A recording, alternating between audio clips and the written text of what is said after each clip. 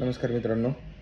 हा व्हिडिओ बनवायचं कारण असं आहे की जस्ट आपण एक 3 दिवसापूर्वी चारधाम यात्रेवरून आलो आहे आणि केदारनाथला असताना आपल्यासोबत एक इन्सिडेंट घडला होता.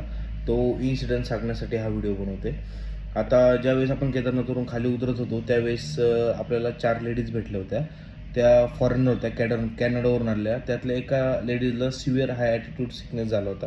म्हणजे ज्यावेळेस तुम्ही खूप जमिनीपासून खूप जास्त उंचीवर जाता त्यावेळेस ऑक्सिजनची लेवल कमी होते आणि तुमचं शरीर जे आहे ते ऑक्सिजन कंझ्युम करण्यासाठी तेवढं तत्पर नसतं.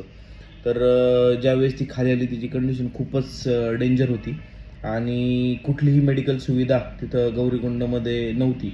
एक छोटं गव्हर्नमेंटचं हॉस्पिटल होतं, पण त्या हॉस्पिटलमध्ये डॉक्टर नव्हते. इमर्जन्सीला ॲम्ब्युलन्सची सुविधा तिथं नव्हती. 108ला फोन केला तर ते बोलले आमच्याकडे एकच ॲम्ब्युलन्स आहे, ती पण गेली आहे.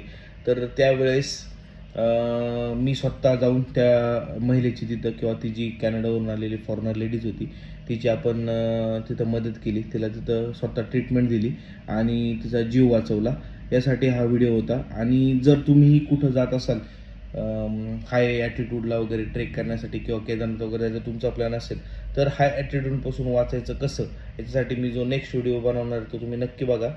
हा सगळ्यांसाठी फायदेशीर असेल. हा जो व्हिडिओ आहे हा जास्तीत जास्त शेअर करा. कारण ज्यावेळेस तुम्ही अशा ठिकाणी जाता, आता जे केदारनाथला गेलो होतो त्यावेळेस तिथे दिवसभर त्यांनी सुविधा दिली होती, पण रात्रीचं जे काही त्यांचं मेडिकल सेंटर होतं किंवा जे काही इमर्जन्सी सेंटर होतं ते बंद होतं.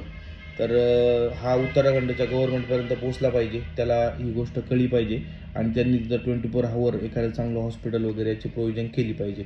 धन्यवाद.